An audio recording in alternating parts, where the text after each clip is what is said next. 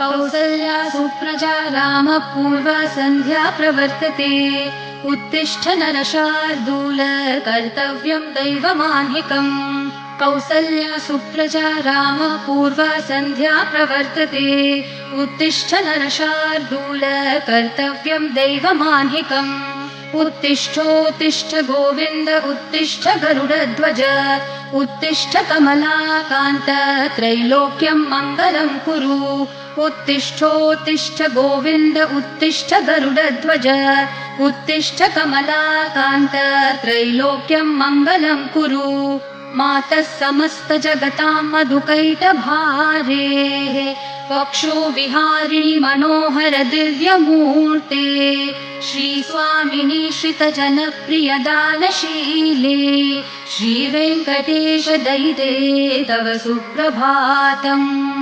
मातः समस्त जगतां मधुकैटभारेः वक्षो विहारिणि मनोहर दिव्यमूर्ते। श्रीस्वामिनि श्रितजनप्रिय दानशीले श्रीवेङ्कटेश दयिते तव सुप्रभातम्।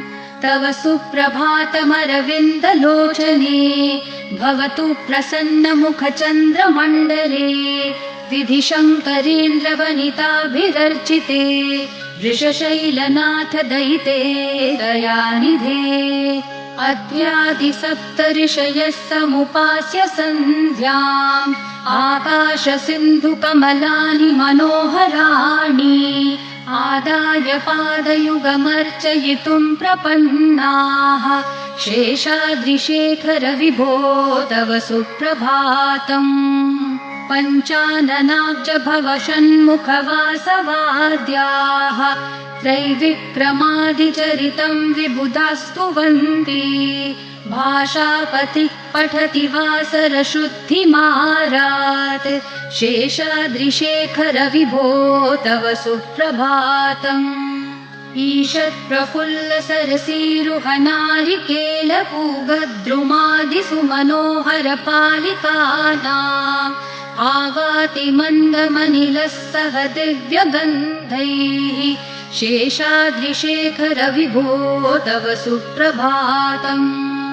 उन्मीयनेत्रयुगमुत्तमपञ्चरस्था पात्रावशिष्टकदलीफलपायसानि भूत्वा सलीलमथकेलिशुकाः पठन्ति शेषाद्रिशेखर विभो तव सुप्रभातम्।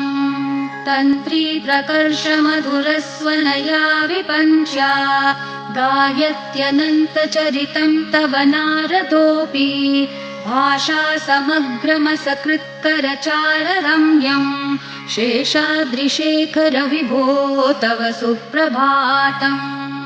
भृङ्गावली च मकरन्दरसानुविद्धझनकारगीतनिनदैः सह सेवनाय निर्यात्युपान्तसरसी कमलोदरेभ्यः शेषाद्रिशेखर विभो तव सुप्रभातम्। योषागणेन वरदग्निविमथ्यमाने घोषालयेषु दधिमन्थन तीव्रघोषाः रोषात् कलिं वदधते ककुभश्च कुम्भाः शेषाद्रिशेखर विभो तव सुप्रभातम्।